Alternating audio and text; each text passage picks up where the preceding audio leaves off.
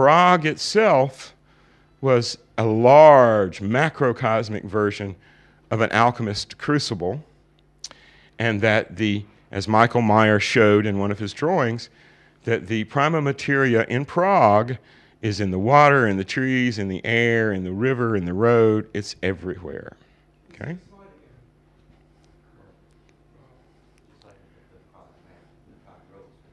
No, go to the Labusa stone. It's at the very last. It's the one we just uploaded. There it is. Yeah. Right. Now, this is all that's left of the megalithic Prague Stonehenge that Labusa was standing at when she declared, can you rotate it? Yes. When she declared that she saw the golden city of Prague. Now, curiously enough, about 120 million years ago, a silica meteorite, roughly 70 kilometers across, smacked into Prague, smacked into central Bohemia. And it created a cup within a cup. It created the 7 hills of Prague, which are the inner crucible, and then it created the mountains that surround the edge of Bohemia. That's the outer edge of the crucible. And it vaporized. It was such a tremendous explosion that all this meteoric dust became infused into everything. And at the center of the crater where the meteorite hit, it melted the rock, it melted the granite, and condensed it. The granite in these megaliths here are of such a fine quality that I have seen nothing like it except on the inside of the king's chamber. Okay? And in these rocks, as you can see, there's a gold streak. Golden glow. This is quartz. This is quartzite. But it's quartzite that is, this is not the sun. The sun is shining in a different direction. This is literally golden quartz.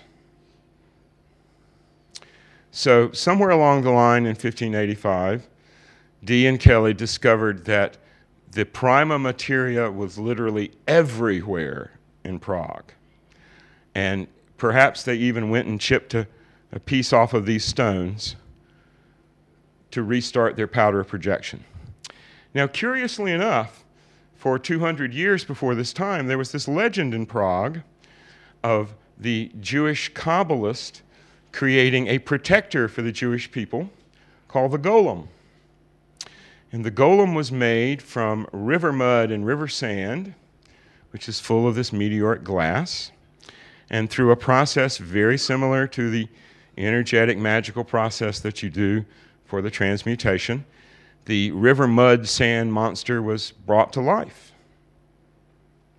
And at the time that Dee and Kelly were in Prague, the last of the great golems was created by Rabbi Lowe. Now, Rabbi Lowe was a very famous Kabbalist, and he was also a good friend of Dee and Kelly's. And he was also one of the few Jews ever to be honored by a head of a European state. He was also a good buddy of Rudolph II. So the magical spiritual technology was in place from making the golems. You simply had to apply that to the right prima materia, and you produced a powder of projection. And then from there, it was a very simple matter. You could run down to the basement and whip it up to show visitors to turn lead into gold. And again, Kelly and Rabbi Lowe neglected to tell the emperor exactly how easy it was. Neglected to tell the emperor that, you know, it was everywhere. All you had to do is just go scoop up some river sand and go to work, and you could do it. But the fact that we have a golem, and that we know from various writings that the magical Kabbalistic process to make a golem, which is that to hold the charge, you put the word Amet, same as the seal of truth, on his forehead, and that brings him to life, that animates him. And then when you want him to go to sleep, you erase the A, and Amet becomes Met, which is death, and the golem goes to sleep. Now, the story is they forgot to erase the A one night, and the golem went on a wild party like a tourist on a spree in Prague, and got very destructive. And that's the origin of the Frankenstein stories. And they had to physically stop the golem, hold him down, and erase the A to get him to go to sleep. But as the guide will tell you, at the old Jewish synagogue and cemetery in Prague, the golem's remains are still in the roof of the synagogue, up under the beam, where he will still be until the next time the Jews of Prague need protecting. So when you overlap all this, it's very easy to see how Prague is sort of the jump-off point for this whole new pattern of alchemical transmutations. So over the next 150 years, we have a large pattern of transmutations, and we can trace the successful alchemist directly back to those people who either studied Kelly's work or originally talked to Kelly directly while he was held in prison. Now, Kelly had no problem with telling people like Oswald Kroll, Michael Meyer, Michael Sendigovius the secret, because they were part of the Brotherhood. Now, that Brotherhood would become the Rosicrucians. And the reason for that ties back to our Shakespeare story. Rudolph II was obsessed with a painting by Albrecht Dürer called The Festival of the Rose Garlands, in which Mary is crowned as Queen of Heaven, and she is distributing rose garlands to Maximilian II, Rudolph's father. And then the Christ child in her lap is giving a rose garland to the Pope. And the significance of this image is that the Holy Roman emperors were crowned by Mary, higher authority, and the popes were just crowned by Jesus. Okay? So they were establishing their primacy in a spiritual sense over the church. Now, the rose garland painting, which arrived in 1588 in Prague, and it was a big deal. It had been carried upright by teams of runners over the Alps, and it was a huge procession through the streets of Prague and up to the capital. And Rudolph had it hung at the very entranceway to his private apartments where he would see visitors.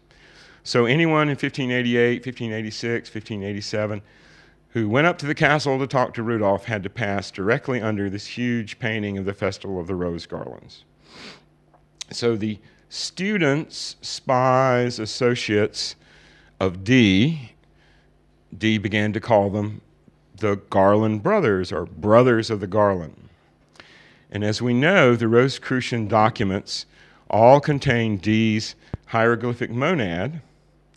So there's a link between the Brothers of the Garland, Dee's time in Prague, and what in a few years' time would become the Rosicrucians. And the origin point is that picture, the Festival of the Rose Garlands. So Kelly could tell the secret to people who were already in the Brotherhood, already had the high sign, because he could trust them, because they understood the mystical import of the subject. You couldn't trust an emperor who was looking out for his own political interest, but one of your magical brothers who had taken similar oaths to you, you could trust. Okay?